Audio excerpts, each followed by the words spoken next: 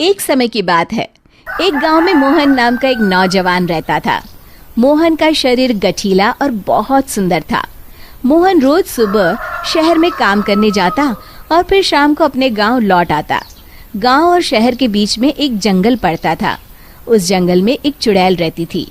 वो रोज मोहन को जंगल से आते जाते देखती थी। फिर कुछ समय बाद मोहन की शादी राधा नाम की एक बहुत ही सुंदर लड़की से हो जाती है।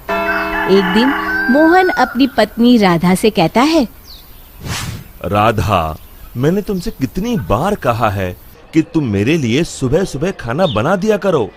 मैं रोज काम पर देरी से पहुंचता हूँ। मैं क्या करूँ जी, सारा दिन घर के काम करके मैं तो थक जाती हूँ, इसलिए मुझसे सुबह जल्दी नहीं उठा जाता। सुनो जी, मैं तो कहती हूँ क्यों ना हम अपने घर में एक नौकर रख लें। अरे भाग्यवान, अभी हमारी इतनी आमदनी नहीं है कि हम कोई नौकर रख सके। कल से मैं सुबह खाना खुद बना लिया करूँगा। खुश? इतना कहकर मोहन घर से चला जाता है। फिर अगले दिन से मोहन रोज सुबह जल्दी उठकर अपने लिए खाना बनाने लगता है। जब खाना बना ही रहा हूँ तो घर के सभी लोगों के लिए बना लेता हूँ। फिर मोहन रोज सुबह सबके लिए खाना बनाता और शहर में काम करने चला जाता। दूसरी तरफ राधा घर में सारा दिन आराम करती और घर के बाकी काम अपनी सास से करवाती। हे भगवान, ये बुढ़ापे में तू मुझसे किस जन्म का बदला ले रहा है, जो ऐसी बहू को मेरे पल्ले बांध दिया है। फिर कुछ दिनों बाद राधा मोहन से नई साड़ी और गहनों की जिद करती है। मोहन उसे समझाने की कोशिश करता है कि वो अभी ये सब खरीदने में असमर्थ है, लेकिन राधा नहीं मानती और राधा के रोज रोज के नखरों से तंग आकर मोहन गुस्से में घर से निकल जाता है। कब वो जंगल में पहुंच जाता है उसे भी पता नहीं चलता। तभी एक चुड़ैल की नजर मोहन पर पड़ती है। अरे, मैं तो घर से बहुत दूर आ गया हूँ। ओहो, रात भी बहुत हो गई। घर में सब परेशान हो रहे होंगे। फिर मोहन वापस अपने घर की ओर चल पड़ता है। चुड़ैल भी मोहन का पीछा करते करते उसके घर तक पहुंच जाती है। फिर मोहन अपने घर पहुंचकर दरवाजा खटखटाता है। तभी उसकी राधा दरवाजा खोलती है। उसके चेहरे की मुस्कान देख मोहन को थोड़ी हैरानी होती है। फिर राधा कहती है, मुझे माफ कर दीजिए जी, मुझसे गलती हो गई। मैं भूल गई थी कि औरत का असली गहना उसका पति होता है। आगे से मैं आपको कभी नाराज नहीं करूंगी। राधा को अपनी गलती का एहसास हो गया है। ये देखकर मोहन उसे माफ कर देता है। फिर अगले दिन से राधा रोज सवेरे उठकर मोहन के लिए खाना पकाती, घर के सारे काम करती, साथ ही साथ अपनी सास ससुर की खूब सेवा करती। अपनी पत्नी में आए इस परिवर्तन को देख मोहन की खुशी का ठिकाना नहीं रहता। एक दिन राधा की सास राधा से कहती है, बहू, आज मैंने घर में हवन रखा है।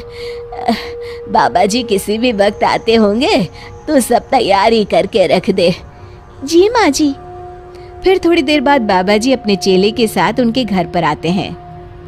अलख निरंजन। आइए आइए बाबा जी, मैं आपका ही इंतजार कर रही थी। फिर बाबा जी हवन की तैयारी शुरू करते हैं और मोहन और राधा को हवन में बैठने के लिए कहते हैं। मोहन तो वहां आकर बैठ जाता है, लेकिन राधा वहां आने से मना कर देती है। तब मोहन राधा से कहता है, अरे भाग्यवान, अचानक तुम्हें क्या हो गया? तभी बाबा जी को राधा पर कुछ संदेह होता है। अलख निरंजन, माँ जी, तुम्हारे बहू के हाव भाव देखकर मैं पहले ही समझ गया था कि इसके अंदर किसी चुड़ैल का वास है।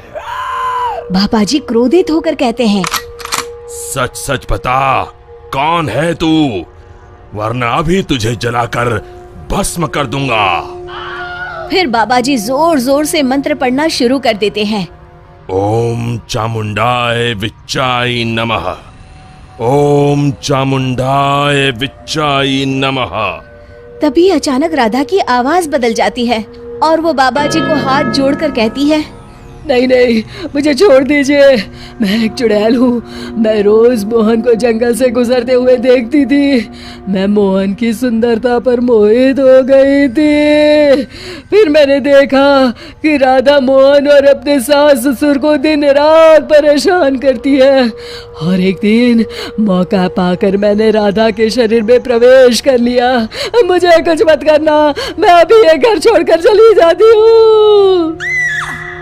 फिर हवा का एक तेज झोंका उस घर से बाहर चला जाता है और राधा बेहोश होकर नीचे गिर जाती है। कुछ समय बाद राधा को होश आता है।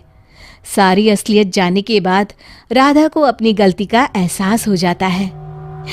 आप लोग मुझे माफ कर दीजिए। मैं आज के बाद आप लोगों को कभी शिकायत का मौका नहीं दूंगी। शिक्षा: हमें हमेशा अपने परिवार वालों के साथ अच्छा बर्ताव करना चाहिए और अपना हर फर्ज निभाना चाहिए। दोस्तों, हमें उम्मीद है कि आपको हमारी ये कहानी पसंद आई होगी। कृपया हमारे चैनल को सब्सक्राइब करें और सभी अपडेट्स के लिए बेल आइकन जरूर दबाएं। और हाँ, वीडियो लाइक और शेयर करना मत भूलिएगा। Bye bye.